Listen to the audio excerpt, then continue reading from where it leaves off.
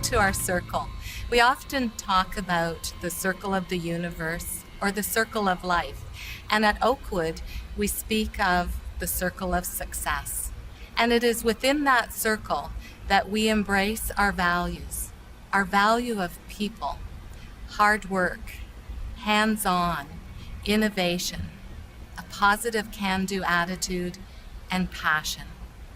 But what is that passion on a day-to-day basis? I turn to the circle of care and I ask them, what is that passion? What does it mean on a day-to-day basis when that passion is unleashed? When I think of passion, I think of a gentleman that I had the opportunity to work with at one of our homes, whose name was Nick.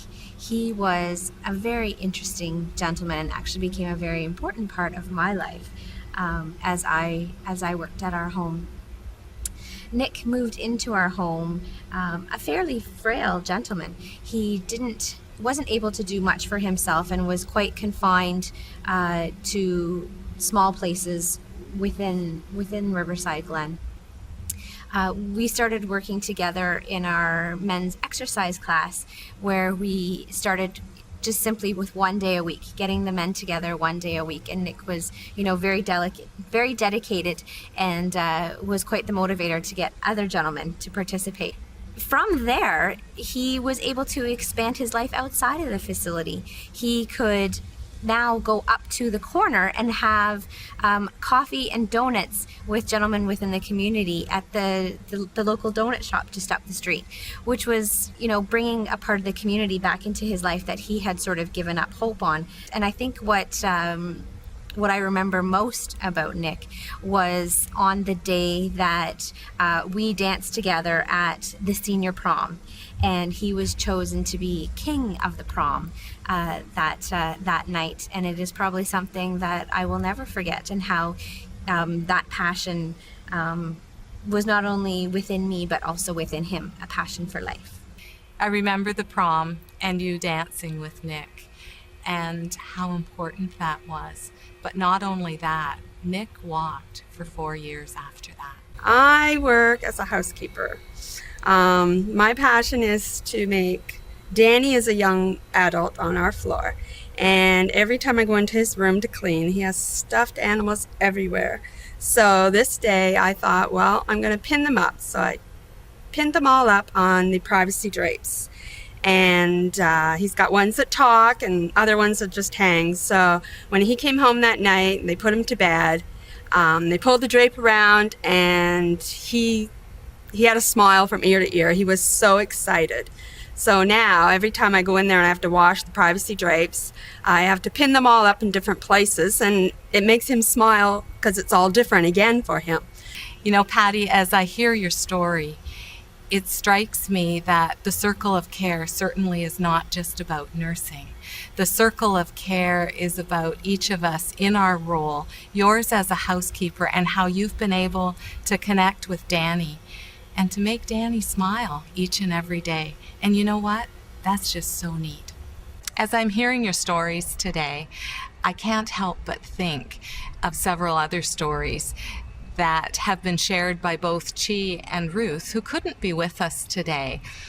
And I'd like to share their stories from their workplace by way of video. Annie lost her will to live and became so deteriorated so much that her daughter wasn't able to look after her. And so I helped her through the steps of applying to long-term care, and she moved into the village of Erin Meadows.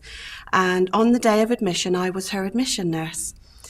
And Annie came to the facility sad, pale, depressed, very withdrawn, and hunched over, and in a wheelchair that she didn't need to be in.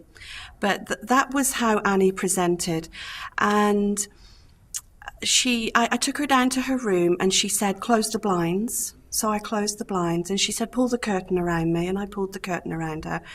And to all intents and purposes, Annie was not going to be with us very long, and she was in the long-term care home to die. And she refused to come out of her room. She declined all invitations to come to activity programs. She wouldn't take part in physio. She wouldn't interact with other residents. And really this was a very sad, sad case. And I had known Annie for a number of months prior to her admission. And I knew this was not the Annie of a few months ago. And, you know, over the next course of a few weeks, Annie didn't die. And so the staff began to meet Annie where she was at. So we had to adapt our routines to meet Annie's needs. And so the recreation therapists went in and they did her nails. And they began to build that trust relationship with her. And they began to build bridges with Annie. The physios went in to her room and they walked around the room with her. And the dietary aides discovered that she loved ice cream. And so they would take her ice cream. And over a few days and a few weeks, Annie gained weight. And that sparkle was beginning to return. And the nurses began to spend time with her and hold her hand and just talk to her. She was a school teacher, so they got her talking about her children that she would teach. And you know, Annie's life took a turnaround, and it was a teamwork approach. It wasn't one person that made the difference to Annie. It was everybody's approach. It was everybody's attitude. It was everybody's commitment and buy-in that made the difference to Annie. And at the end of the day, you know, Annie changed the face. I believe Annie changed the face on long-term care. Long-term care was not a place to die. It was a place to live. And Annie found her life. And life purpose today, 4 years later, for Annie is welcoming new residents into the facility, introducing them to the staff, introducing them to the programs. She's not the lady that sits in her room with her blinds closed and her curtains around her bed. She loves life. Evelyn was 94 years old. She turned 94 just 8 days before she will pass.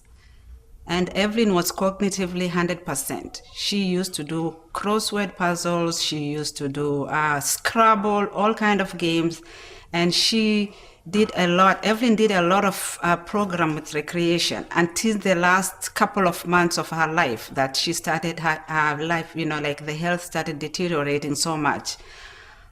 And the last few months of her life, even though she was a very spiritual lady and she used to pray a lot, but she became more spiritual because she knew that she was going to go soon. And she had a rosary in her hand and always she'll be praying. Even sometimes she doesn't have the rosary in her hand, her fingers will be moving. I didn't know how to pray with her being a non-Christian. But for that moment, I just saw a prayer that was framed on the wall. And I just went down and kneeled down on the floor and started reading the prayers from the wall. I felt really good. But I didn't know what to say in terms of her own prayers. But here I just saw these prayers on the wall and it was just a perfect thing, you know.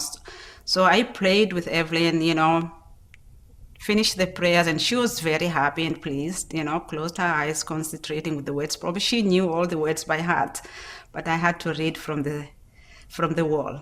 It wasn't a matter of thinking whether it was right or wrong. For that moment, I never thought of my religion. I just thought of praying with this resident who really needed the help at that time, and she wanted me to pray with her. So, and even after she had passed, I went to her funeral, and it was my first time to go to a church.